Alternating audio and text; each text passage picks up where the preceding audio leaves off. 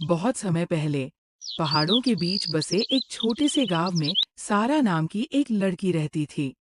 सारा बहुत मेहनती और होशियार थी, लेकिन उसे छोटी छोटी बातों पर गुस्सा आ जाता था। वह अपनी इस आदत के कारण गांव वालों से अक्सर उलझ जाती थी।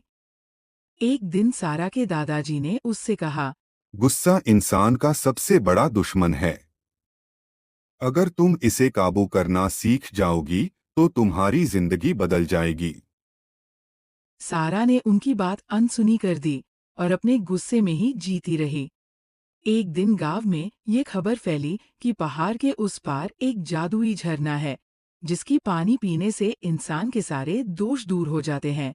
सारा ने यह सुना तो उसने सोचा कि वह भी इस झरने तक जाएगी और अपने गुस्से की समस्या का हल ढूंढेगी। सारा ने लंबा सफर तय किया। रास्ते में उसे कई चुनौतियों का सामना करना पड़ा। कई बार पत्थरों पर फिसलने से उसके घुटने छिल गए और कभी रास्ता भटकने से वह थक गई। लेकिन हर बार उसने अपनी हिम्मत जुटाई और सफर जारी रखा। आखिरकार सारा उस जादुई झरने तक पहुंच गई। वो बहुत खुश हुई और झरने के पास बैठकर पानी पीने लगी। तभी झरने के पानी में एक आवाज गूंजी। सारा, तुम्हारे सफर ने तुम्हें पहले ही सिखा दिया है कि गुस्से को काबू में कैसे रखा जाए।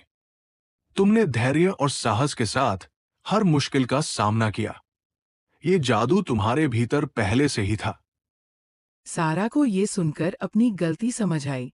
उसने महसूस किया कि गुस्से पर काबू पाने की ताकत उसके अपने मन में ही थी। वो गांव वापस लौटी, लेकिन इस बार वो शांत, समझदार और धैर्यवान बन चुकी थी। गांव वाले उसके नए रूप को देखकर खुश हुए। सारा ने अपने गुस्से को हमेशा के लिए अलविदा कह दिया और अपनी जिंदगी को खुशहाल बना लिया।